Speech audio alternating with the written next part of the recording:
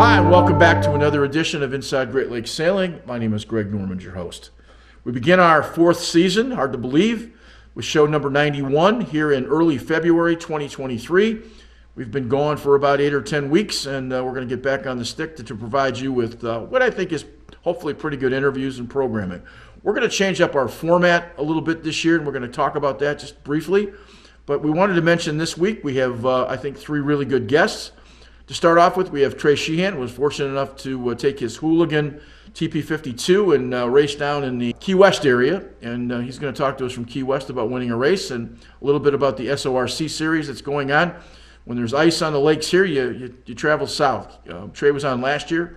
We're going to follow Trey a little bit with the Holligan gang and just kind of see what happens with the whole series, and I think it'll be something fun to watch.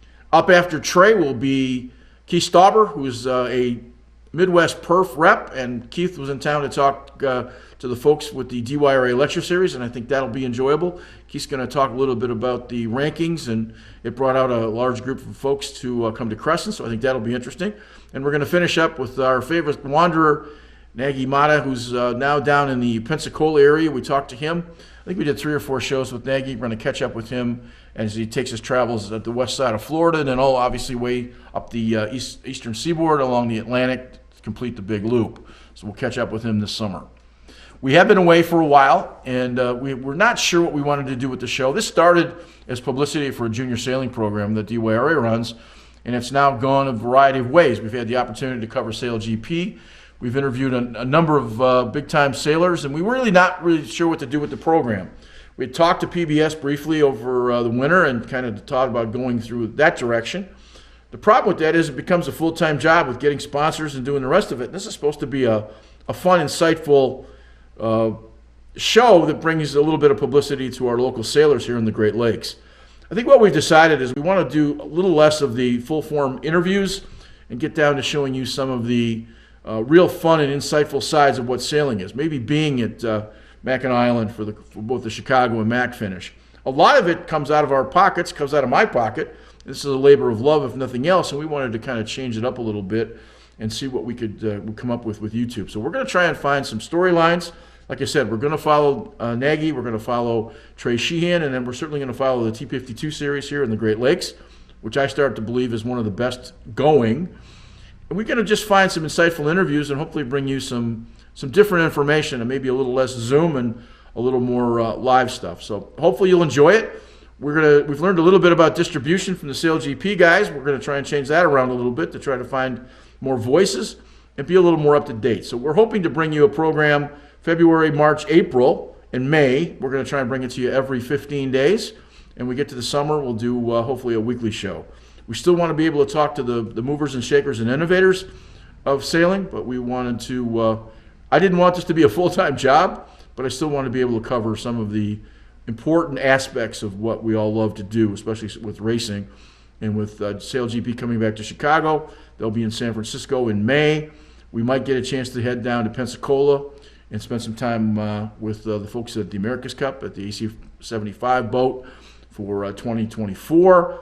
And a variety of doors have been opened, but as a retired kind of guy, we still want to be able to make this show enjoyable and fun without having to chase all the dollars. It's just way too much work, and I don't want to do that because I want to spend some time sailing this summer.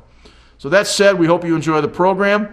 We will be back in a couple seconds with Trey Sheehan and Holligan and talk to him from 68-degree Key West, Florida. So we'll be back in a second. A chance to talk. This is winter. It's January. I'm going to say there's a lot of snow on the ground up here. We're talking with Trey Sheehan, who is the skipper of the Holligan Racing TP52 out of Cleveland and more importantly out of Put-in-Bay. You guys had a phenomenal race from, and I want to make sure I get it right, Fort Lauderdale to Key West, which is where I'm talking to you now, right? Mm-hmm. Lauderdale to Key West. Oh, that's the first place. What's that feel like this time of year? It's not. It doesn't suck. It was really great to get down into warm weather. I think the day we left, it was snowing and sleeting and ice and nasty. So we got into Lauderdale. We did 2 days of practice. The boat was ready to go. We brought it down from West Palm to Lauderdale.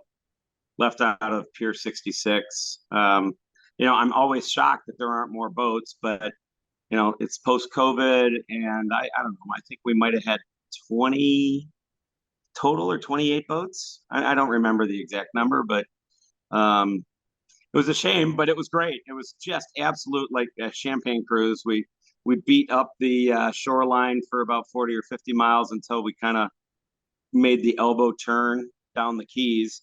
You want to stay out of the Gulf Stream because you're getting hit in the face with 2 knots of Gulf Stream current, as much as 3 knots of Gulf Stream current. And the beauty is in some of those areas, you're actually getting a bit of a reverse or back eddy.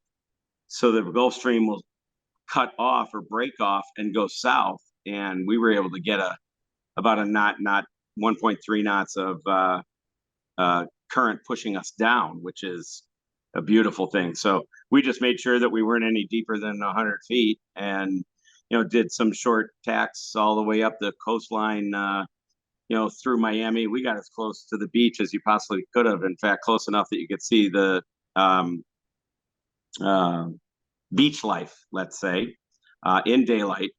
And I'm sure it was exciting for people on shore to see that as well. But after about 50 miles, then we were able to get a little bit of relief, and became a blast reach down into the Keys, and another, let's say, probably 100 miles of triple head rig. So we had up every bit of sail we could put up.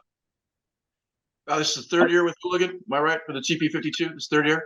I think it's our third year. It's not our third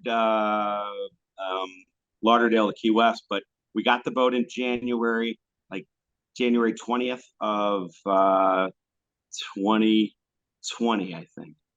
Okay. So yeah, that makes sense. Okay. So I guess my question is, are you getting used to it? Is it getting more familiar? Is that part of that process of learning the boat? Oh yeah, we love it. We're having a ball. Phil O'Neill's family, Dr. O'Neill from Bayview, they're wonderful. I don't know. He was like a big brother through the process and helped us get everything we needed. He made sure that we understood the boat pretty well, and of course, Bora, his son-in-law, is terrific, and it's a nice handoff, and the boat's terrific. He bought a newer TP52, and they're racing the Great Lakes 52 program up in Lake Huron, Lake Michigan, doing their program there and doing all the MAC races. But John and I, my partner in the TP52, had kind of a bucket list of 4 or 5 big races that we want to do offshore. And we did Newport to Bermuda in June, and had a pretty good event. It was really a lot of fun. We got to sail against one of the best TP52s in the world right now. No relation, but Chris Sheehan, who owns a boat called Warrior One, at that point had won almost every big offshore race there was. And we went and did around Block Island against them. And strangely enough, with an older TP52, we were able to beat them. And then we got a little bit of schooling when we went and did the Bermuda race. But, these are 650-mile races that it's just, they're bucket list sailing.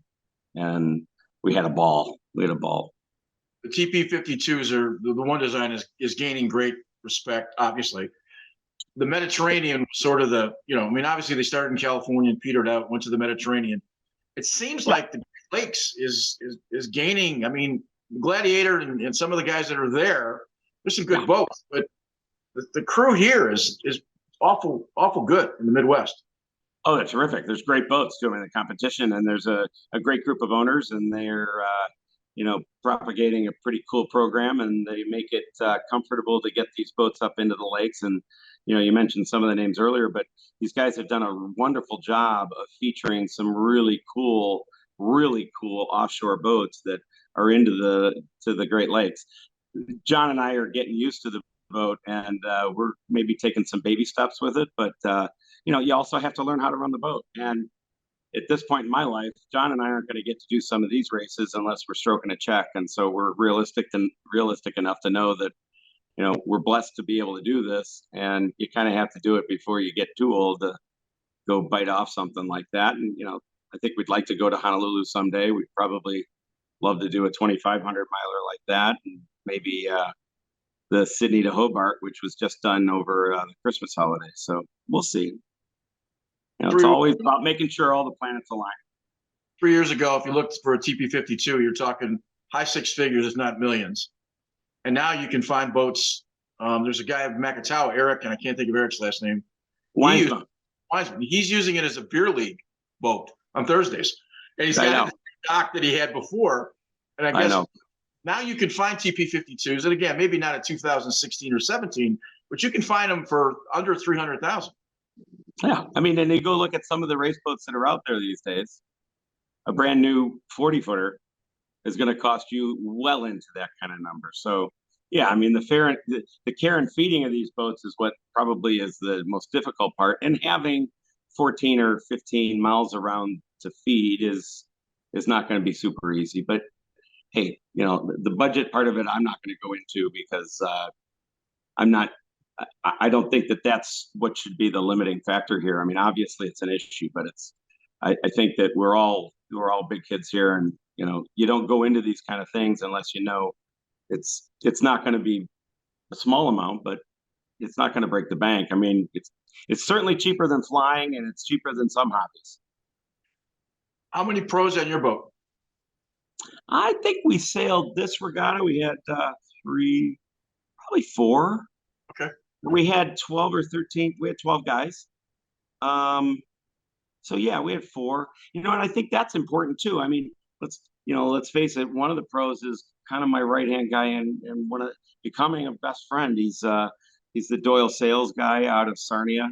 And imagine that there's Canadians in the Great Lakes too, right? So we had, I think we had 3 Canadians on board. So, and it's always great to have, a little bit of the rivalry and, the fight between getting in and wanting to talk about hockey or football. So we've been and Curtis is one of them. You've interviewed him before, and I have really good guys, really, really good guys that I've been fortunate over a period of years.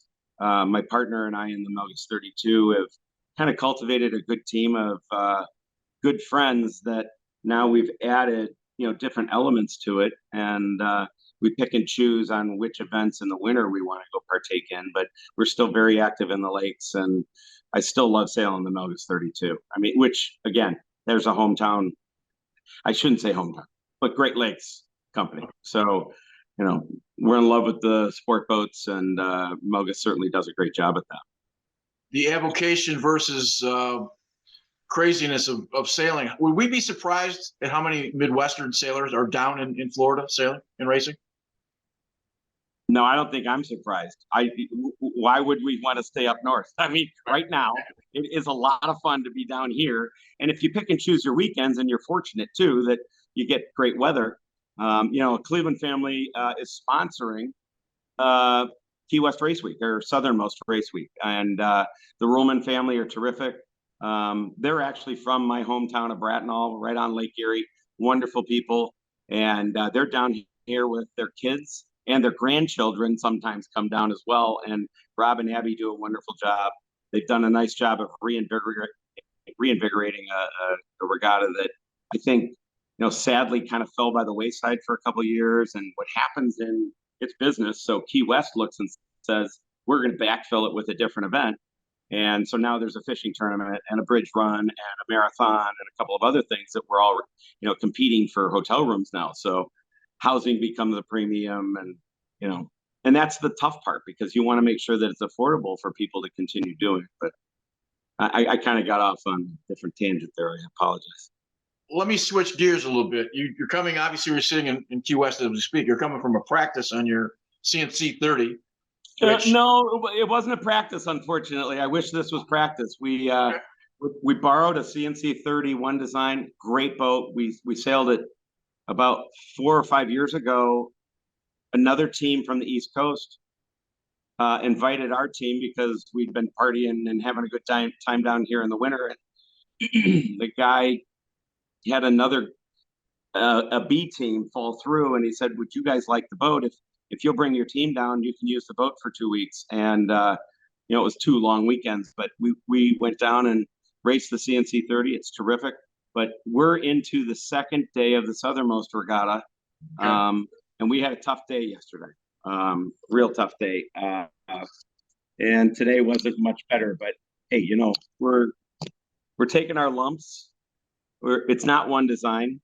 We're the littlest boat in the ORC group, which it's a handicap group, and so some of those guys are having to wait for us to finish. And today was interesting because the breeze died at the end of the fourth race, and we had a major wind shift. And I'm not making excuses. We didn't do real well, and Okay. a lot of that has to do with my driving too. So I'm not comfortable with the boat. It's like flying, Right. hydrodynamics and making sure that the foils on the boat are working properly. And I'm not yet up to speed on this boat and knowing how to get the nose down and get the boat, chomping away. And we had some chop, and then yesterday it was really light in the beginning. So it's been challenging, but we're getting better and we're learning the boat, and we're making friends and meeting some great people from, all over. There's some disappointment with today, but did you not win the first leg of this race? So here's the difference. So the Lauderdale to Key West is event number 3 of 4 for the SORC, the Southern Ocean Racing Circuit. Okay. And that's been around for probably 60 years. Right. In fact, I know as a kid in the 70s, I used to read about Ted Turner and Thompson and all the guys that used to bring their boats down in the winter, and they do 6 or 7 events all winter long. And now they've confined it because people can't take off as much time. But that's SORC is separate, and that's what we raced the big boat down on. We came down to Southernmost, which is right after. So we finished. The race started Wednesday. We finished Thursday. Friday. I might have my weekends mixed up here, but I think Friday, Saturday is when people came down and did some practice for Southernmost, and then you had 3 or 4 days off, and here we are. So I think we sailed down the 4th. Okay. I'm sorry for the confusion, but no, not a scorecard. It's hard to keep it straight, but I get your point. You're obviously you're going to miss one of the legs, and I think you're going to finish the race, or are you going to just be with the 2 weeks?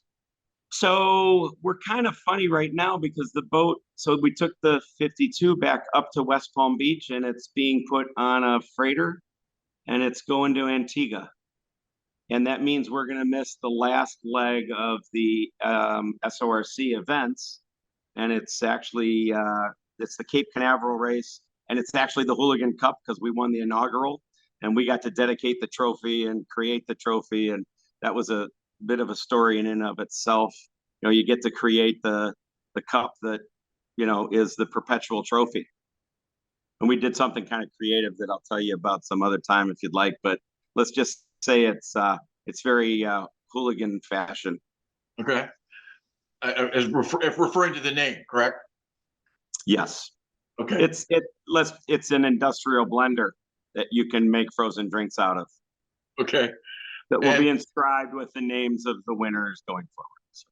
And the apropos part of that is that you own Holligan's on Putin Bay as a restaurant, which there is a tie there. Absolutely. So yeah. I guess if it were a skier, it would be some kind of ski trophy or any number of things. All right. That makes sense. All right. Well, good. Well, listen, I appreciate it. We're just kind of catching up. We're going to follow you through the summer as part of the tour, and we're going to kind of get an inside look at the crew. It's an amazing group of guys. We had a chance to spend time at the dock with you at Port Huron. And girls. My daughter sailed with you as well. Don't forget them. No, I was fortunate a couple of years ago. A little sidebar, if you don't mind. No, go ahead. A couple of years ago, sailed with all 3 of my children for a Tartan 10 North American Championship, and nothing on earth will compare to sailing with my kids. I mean, I'm getting goosebumps right now just thinking about it. So it's nothing like having your 2 daughters there with you and my son, and actually the first race went really, really well, and the whole week went really, really well. But I'll tell you, there's nothing better than sailing with the family. So I coached my son through high school ski racing, and he went on to college to race. He kind of gave it up, decided to get back in the beer league. He came out west with us. We were just out with the national team in Utah. Yeah. He's now 32, and he's decided to doing the master's program. And all of a sudden, he hadn't been on skis for 7 or 8 years. He sought out Dad this weekend to coach him again. And now he's back. Now he's back crazily wanting to do ski racing. And the whole weekend I was smiling, and he kept saying, "What are you smiling about?" I said, "You asked me to coach you again after, 2 sports in high school and obviously watching him through the college races." And I said, it's nice that you came back to something we both love. So I get your point more than you know. Yeah. Nothing better than having family involved in that kind of stuff. And, one of those things that happens. Well, listen, I appreciate your time. Last question. How warm is it right now in Palm Springs? Where you are in Key West? It's about 75 only, but they're telling us tomorrow it's going to be 82, 84. So it was chilly down here when we got here. I think we were the only place in the United States that was in the 60s. Okay. Well, listen, great racing. We'll hook up with you for the Antigua race and get some background when it's over. And this will be a face we'll see a bunch of summer. So appreciate your time. Sounds good. Thanks, Greg. Take care. I'll see you soon. Up next is Keith Stauber. Keith is the Midwest PERF committee member who was in town recently as part of the DYRA's Winter Lecture Series that Tim McGuire puts on. And Keith had a chance to talk to a whole bunch of racers at Crescent, and I think you're going to find some interesting information. If you hadn't had the opportunity to spend any time looking at the DYRA website, do that, because there's still a number of lectures coming up. As you can see them right here, we're going to list those. It's a great series if you want to learn more about sailing, and Keith gives some real insight to the change from what was Lake St. Clair PERF to the Lake Michigan Regional Racing Organization. So I think you'll enjoy that conversation coming up now. We're talking with Keith Stauber, who is the Midwest PERF representative here at Crescent Sail Yacht Club for a DYRA event, and just tell us a little bit about what's going on. Well, we're having a meeting, and this is something that's been due to the DRYA folks for a while. We merged on a mutual beneficial, situation. Lake Huron PERF has now joined us, which means that essentially from Western Lake area all the way through Duluth is all on one rating system with one certificate, and you can do all the races. That eliminates the possibility of having to pay for 3. But more importantly, we need to talk with the folks here at DRYA, show them who we are. We all live a long way apart. And, there's growing pains and there's issues, and we're working through those. We've developed a new review process that people can just simply do by contacting our chief handicapper. And we take care of it from there, and we assist people if they need to appeal to U.S. sailing. Talk briefly between year 1 and year 2. There's obviously a change. Last year was brand new. It's the second year. What should I be looking for? Well, year 1, every boat had to put every bit of information in, and we required a lot of information that DRYA did not require. Year 2, all that information loads automatically when you enter your application. And all you have to change is anything that you've modified from the previous year. So you step through the pages. This year I got a new head sail.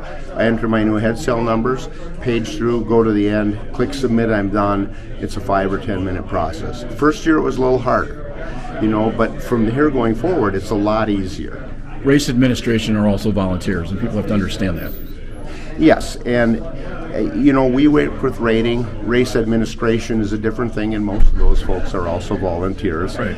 And any of the small world sports, sailing, curling, which I do, skiing, all these things are off the beaten path for a lot of folks, and we're here to serve, make this all better, and get people on the race course as cheap as possible. We appreciate you coming down from Duluth. Last question is that you are a reigning Trans-Superior champion, and are you going back for 2023, or are you going to go back and defend your title? Well, I'm not the reigning Trans-Superior champion. I'm the reigning Tri-Lakes champion. Okay, that's right. All 3 of the races. Is a way bigger deal exactly. to You're win right. the I combination apologize. of all 3. Exactly right. And I'm trying to get crew right now because I figure everybody that wins something should defend, so they have the chance to defeat the current champion. Let's hope back when we get through all 3 races, you're still at the top of the mountain. Wouldn't I love that? Thanks for your time. Thank you. Our great looper, the great wanderer, Nagy Mata, is spending some time in the Florida Panhandle up near Pensacola. We got a chance to catch up with him after being gone for 12 months. He's worked his way from Lake St. Clair all the way down doing the Great Loop, and we're going to catch up with him. He's doing Florida as we speak, and that'll be another of the storylines that we carry through this season of Inside Great Lakes Sailing. We always love catching up with Nagy. He's insightful, and I think you'll be really interested in glass bottom kayaks. That's something that you might find interesting. So here's Nagy's comments about traveling around the Great Loop. Well, welcome back for our fourth season. We're getting a chance to catch up with our happy wanderer, Nagy Mata, who is spending some time in the sort of the panhandle of Florida. And we haven't caught up with you probably in about 8 or 9 weeks, and there's been all kind of conversation. We're going to have that conversation with you. Where are you right now? You're in the panhandle, but be specific. I'm in Steinhatchee, Florida, right off the Gulf, and a marina in the Steinhatchee River. Okay. And right now I'm sitting outside because that's where the good Wi-Fi connection is. If I say Pensacola, would people understand you're how far from there? Pensacola was like about 4 or 5 stops ago for me. Okay. All right. Yeah. So let's do the easiest thing, since we haven't talked in about 8 or 9 weeks. You've come home. You've been around. The last time I think we talked to you, you were in the southern part of, I think around St. Louis, if I'm not mistaken. I was in Paducah. That's right. It was the mighty chilies over there. Yeah. So just kind of bring up the 8 weeks, and then we'll get into some other conversations. What's happened? Well, since Paducah, made my way down the rivers. It was getting went through the last of the locks, which was a relief. Glad that's behind me. Then finally hit saltwater in Mobile, Alabama. Okay. And things changed quite a bit once you hit that. You have to deal with tides now. You have to deal with again saltwater, dolphins. It's pretty cool. It's a lot different than the rivers, that's for sure. I'm assuming waves bigger just because of weather. It was on the crossing yesterday, yes, but a lot of my travel so far has been in the intracoastal highway or waterway. And I had to venture in the Gulf a couple of times. The last time was a couple of days ago when I got here. Big crossing. It was a long day. It was 80 miles. It's about 10 hours. Oh, sorry, eight hours for me. So it was a long day. But, We've established that you're basically going somewhere between 8 and 10 miles an hour most of the time. Is that fair? Exactly. I've actually kicked off the boat to about 15, 16, 17 miles an hour. But at that pace, you're really burning a lot of fuel.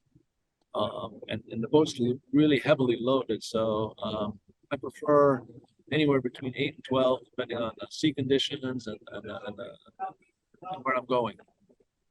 And obviously, when you're planning, you've got to think about too. If you're someplace like you are now in a marina, if it turns out to be breezy for a few days, you're staying put. That's exactly right. And the reason I'm here, it's been 3 nights here for me so far, and I'm probably going to be here a couple more nights because there's a big front coming through tomorrow, and as you can probably guess, after the front goes through, the Gulf is still going to be pretty riled up and pretty miserable to travel in. At least 24 hours after the front goes through. So, all right. So, the waves, for at least for the next, I'm guessing 3 to 5 months, you're going to be stuck in the ocean anyway.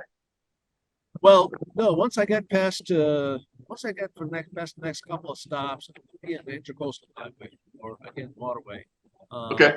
And things are a lot easier to deal with there, and you're always within reach of a marina. There's a lot more marinas, a lot more options to spend the night or to stay put. All right, so I'm going to be really ignorant. You're not taking, you're not going down Tampa and then down Key West and around. Am I correct?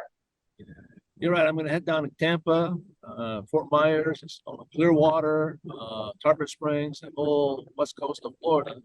Right. And most likely, I'm going to cut across the Okeechobee Lake of Okeechobee across the middle of Florida. They end up on the south side of Florida. I did toy with the idea of heading down to the Everglades area, Marco Island, Naples, and maybe even Key West. But to me, I've been there by car, and it's just, I want to get moving the other direction. Explore the area. Having seen all the video from this past horrible hurricane at Sanibel in that west side. Yeah. I lived in Marco for a long time, and we used to take our boat to the other end of what was the plantation where the golf course was on Sanibel. Yeah. And just looking at the video and just looking at the devastation, it's going to be a while for those folks to recover. But we see the roads being built. But even on the Gulf side, in places like Fort Walton Beach, and places like all around the upper north end of the Gulf, there's still a lot of damage you can see, and you see a lot of boats that are just kind of abandoned, that they were, victims of the hurricane, and they washed up on shore. And yeah, it's just docks that have to be repaired, houses that are still pretty bad shape. So these hurricanes are amazing powerful. now we're just a few weeks away from obviously the holidays. You took some time off from the boat and came north, I think, for various family events. Am I correct? I did. I left the boat in Pensacola actually, and for about three and a half weeks. Does it go through your mind that you're going to be? I mean, do you think of it just as another marina? It's like if you went on vacation, if you were at Crescent, you just go and leave your boat and don't worry about it. I say that because obviously you're not there, and it's not home. Right. You pay attention to some things, and you tie up the boat a little bit better, maybe. I was fortunate in that marina in Pensacola. There was at least 3 liveaboards, people living there 24 hours, and I got to know them before I left. And I left the key with them, just in case anything happens to the boat, they can get in. And sure enough, since you have to deal with tides and so on, one day I was told that we had a really bad wind, and the water came up really something fierce, and one of the liveaboards had to adjust the lines for me. So yeah, you do have to take precautions like that, and ideal if you can have somebody look out for you. Okay, before we get into some conversations about the actual sailing part of the boat and driving and the rest of it, you're going to cut across what essentially is Southwest Florida. Where do you enter? And just sort of give us a geographic understanding, because I live down there, and I didn't realize there was a way across. Now, if you come across the upper part of Michigan, you can go through Black Lake and then through Mullet and all the way across. Where is that in Florida? And you enter the river, and I forget the name of the river, but right at Fort Myers there. Okay. And there's a big bay, the Kalahari River. That's it. And that takes you, and there's a river / canals, man-made canals that connects you all the way to the Atlantic side. You come out, I believe, in Stewart on the other side. Okay. There's a great story about the Kalahari. Edison and Ford both had homes on it in Fort Myers. There's now museums. Yeah. The first filtered pool ever invented was invented from the flow of the river going out into the pool for Edison, because Edison's wife had a terrible case of skin rash. Yeah. He put together a natural flow with a charcoal filter, and it worked for about 20 years. So his wife could go into the cool water instead of going into what was then mucky and infested sort of the Kalahari River. So if you get a chance to go to the museum there, it's really cool to check that out and see what's there. Yeah, the Edison House over there in Fort Myers. Yeah, I've been there, and it's the Edison Estates, and our friend Henry Ford had a place right next to him, and they were buddies, and yeah, it was pretty cool. There are 2 really cool stories. Edison was a kind of a frugal guy, and you can find this out by going to the museum. Every year he'd give him a new car. Finally, Edison complained to Henry Ford that he didn't want a new car. So when Edison was gone for Europe for a couple of weeks, Henry Ford sent all of his friends down, and what they did was they rebuilt the car from the year before, a Model T. The body was the same, but all the new interior was all completely finished, and all the engine was done. And because he didn't see very well, that being Edison, it took him about 6 months before he finally figured out what happened. But when Edison died, Henry Ford never went back to that house. Oh, I didn't know that. That was the end. Yeah, that was the end of the vacations. Because if you remember, that was built under that big banyan tree. It is. I remember that very well. Yeah. Yeah. It's we live down the street from that. So you're coming across there. So that's where do you end up then on the other side? You end up in Stewart on the Atlantic side. And there's a big lake in the middle, which is, some claim it's still tough to cross that. It can get pretty breezy, but the rest of the way is just canals and rivers. Okay. Not bad at all. So. All right. So in a lot of pictures you post on Facebook and a lot of conversations we've had, you seem to be picking up a lot of acquaintances that are on this great loop. obviously camaraderie and the common opportunities to do what you're doing. But talk to me about those friends and what they mean to the travel, and then talk a little bit about to some extent the loneliness of being by yourself all the time. Yeah, really. I do have met a lot. I met a lot of people on the loop, and a lot of good people, and we all share this passion about the loop. And in fact, there were more than once where I ended up traveling with the same boats for an extended period, like a couple of weeks, maybe 3 weeks, and we'd hang out with each other. One couple invited me to dinner on their boat. Another couple we went to celebrate. The latest was a couple that I met 2 stops ago, and we ended up watching the Lions. They were playing the final game of the season, and they beat the Packers, and they were from Michigan. So we found a TV, and we had a great time.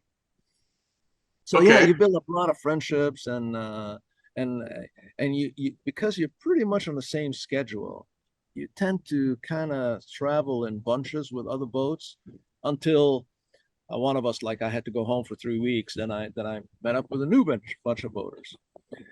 So really, as far as loneliness, it hasn't been an issue for me at all. I stay in touch with FaceTime with the family, and I chose the way I'm choosing to do this is that I've come home about 4 times so far since July. About the worst part of it is when I have a long passage, like a couple of days ago, it was like 8 hours in the boat. It's not much place to move.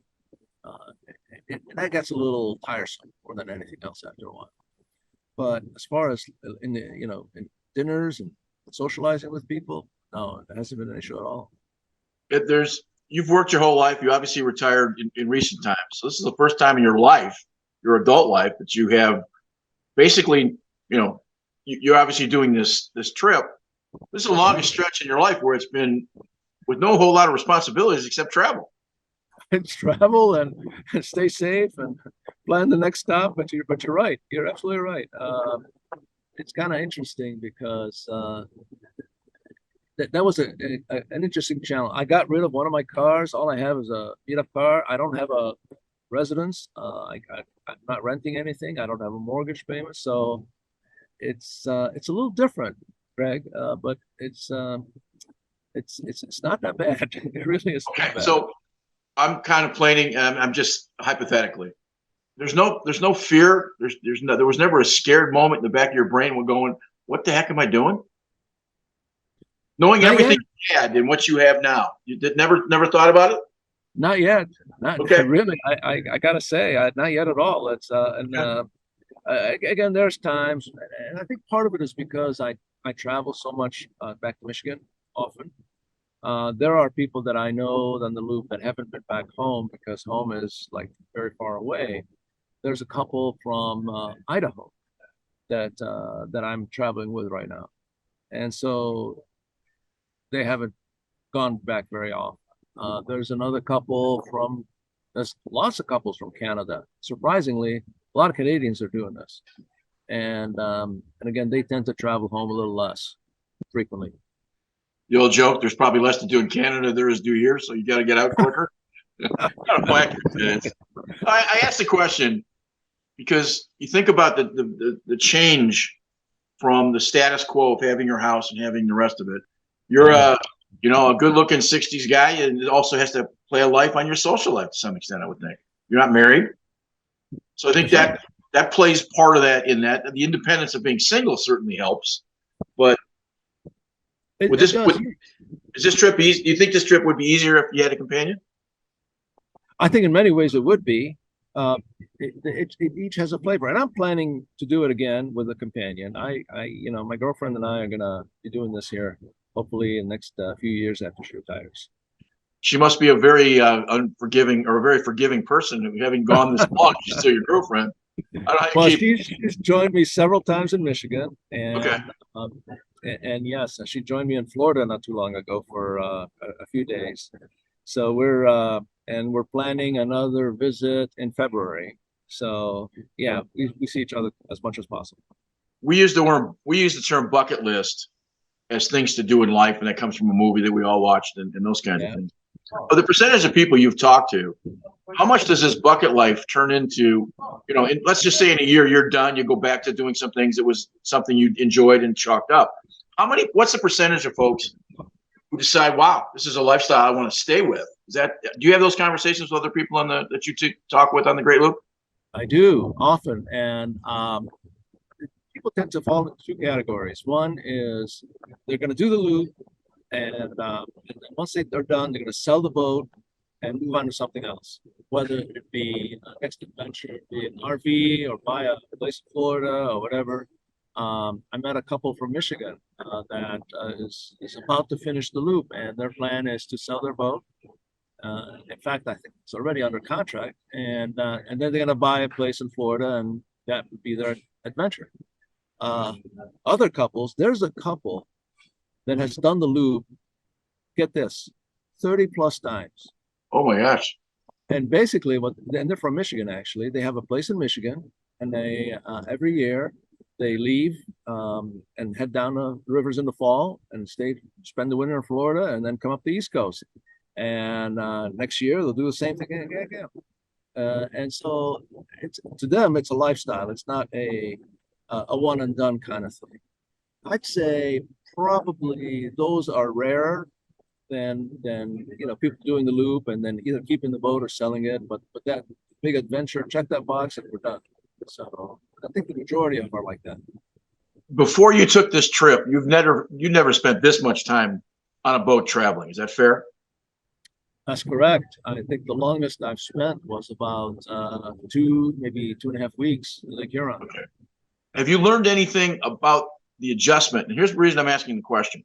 Part of our new show this year, and at the beginning of the show, we kind of explained what we're trying to do. We've been talking about whether we want to stay with YouTube or go to PBS, and we're going to stay with YouTube for a reason. It was all explained earlier, but I've been invited to do the Trans-Superior with Keith Stauber, who was on the show earlier, who's the Midwest perf guy.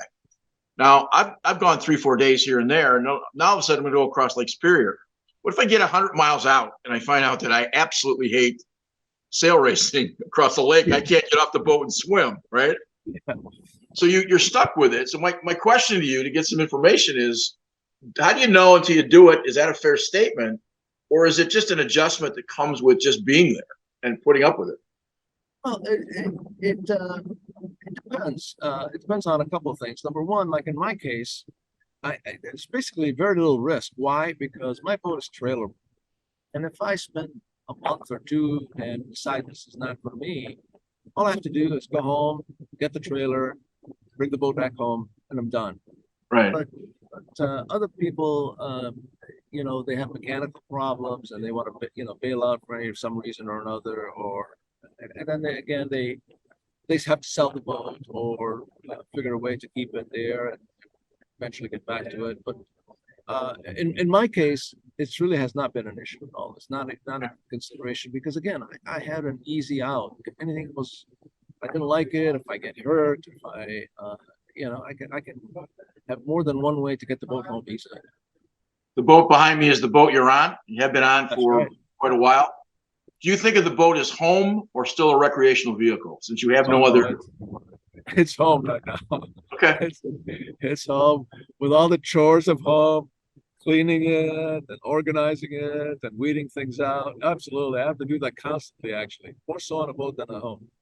Could you give us a test or could you give us a conversation about how we could simplify our lives by downsizing because of what you've had to do with the boat you have? I downsized a lot. I got a couple of storage units back in Michigan, and put a lot of all my stuff there. And I brought only what I needed. Guess what? It was too much. Okay. When I went home for Christmas, I took a lot of stuff back, and I still every day I kind of figure out I don't need this. Either toss it or it's disposable or let it go.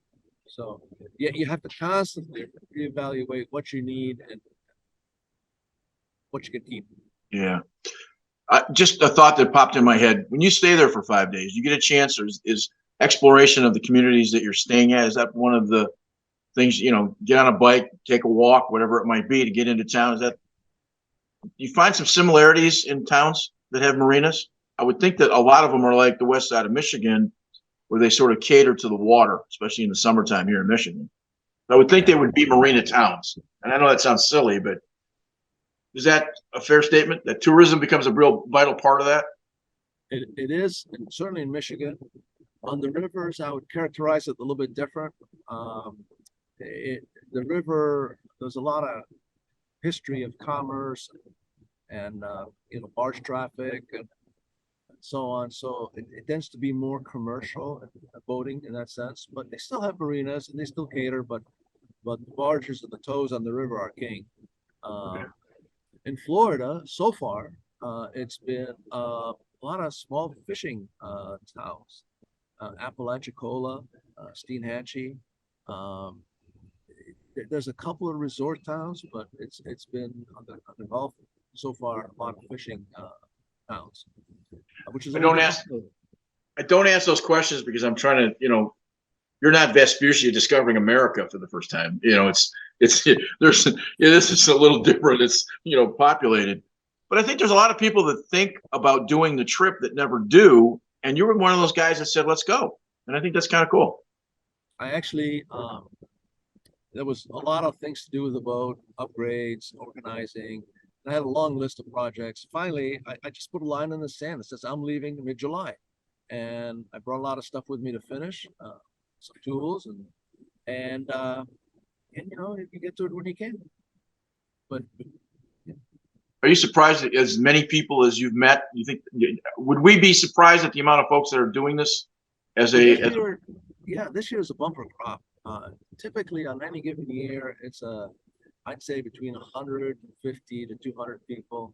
I think this year, people that kind of complete the loop is going to be a lot more. Why? Because Canada was closed for a while because of COVID. Right. So a lot of people postponed their plans to this year. And so I don't have a final count yet. And but I'll have one hopefully. The Great Loop Association just kind of tracks that, and hopefully they'll have a final count here for 2022 in the next week or so. I asked before we turn on the record, there's a clear through kayak behind you. Yes. Is that something, WikiWatch used to have the clear bottom boats in the old days, and you could go to WikiWatch and watch it. So can you rent a see-through kayak there where you are now? You can rent a lot of stuff in the last couple of marinas that I've been to. Everything from little fishing boats to little outboards to jet skis, and I suspect for the right money they would lend you this kayak that's sitting on top of the roof there or ceiling. I would not want to be especially as you're getting in the Panhandle, where it's starting to get more Everglades-like. Yeah, you're in a kayak that's clear, and you see a crocodile or a gator. You could see through the glass. All you can see is a lunch kind of thing. So if I'm on a kayak, I don't want to be able to see through it. I guess that works both ways. Anyway, well, so far I haven't seen crocodiles or alligators yet. I've seen lots of dolphins, lots of seabirds, pelicans. One guy, and when the crossing I was with said he saw a giant sea turtle. And so there's a lot of wildlife I'm looking forward to seeing. But, cool. And you'd be proud of me, Greg. I'm not a fisherman, but I bought my first fishing boat today. And, okay. And fishing is that a sport that people do? Yeah. Okay, that's like a line, and I got you. I'm with you. I had to go to the tackle store and say, well, okay, what do I need? I'm a beginner, but I figured if I'm in Florida, I might as well just give it a shot. Well, I understand that. I guess if you're going to mention fishing, you could probably talk about pickleball and bowling, but that's for another time. I just, not this is a sidelight, but I signed with a new ski company, and I got a branch to get some race stock skis, these big, huge GS skis, and I took them out west, and I came down the hill. And at 68 years old, you got to remember that you're not a racer anymore, even if you're not a coach.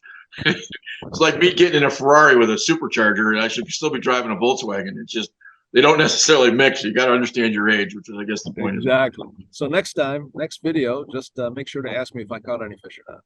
I will do that. And you're headed out to where next? Where's the next stop? The next major destination is Tarpon Springs. And there's a couple of friends that I have there that I'm going to visit with and spend a few days there. Okay. might have to stop.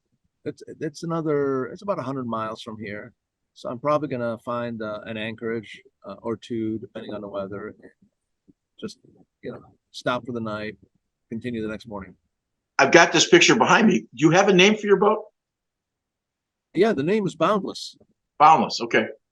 Yeah. So you don't have a snappy name. You don't call it Larry. You don't have a name like that. It's like Oh. Bob and I are traveling down down the river. A lot of them have first names like naming it like a human being, right? Yeah. Which I find interesting.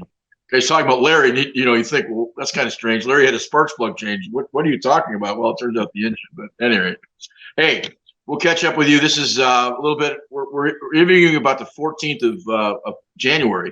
This is going to air somewhere around the 20th or 21st. We're picking up some other. We're going to do a couple every other week for the next couple of months, and then we'll pick it up. But we'll pick you up probably a little bit east of where you are, and hopefully closer to Tampa next time we talk. Sounds like a plan. If your viewers have any questions, bring them to the next session.